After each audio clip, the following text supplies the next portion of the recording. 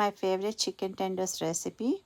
Take boneless, skinless chicken thighs and cut into strips. Add chili powder, garlic powder, onion powder, black pepper powder, little salt, half cup of yogurt, mix well and marinate. Separate container, take some flour, little salt and baking powder, mix well, keep aside.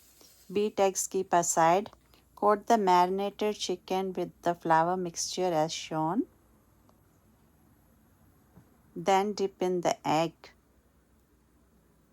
Coat well and back to the flour mixture. Coat well. Heat oil in medium-high flame. Then drop in the hot oil.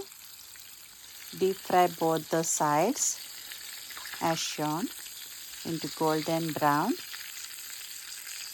Delicious chicken tenders are ready. Enjoy.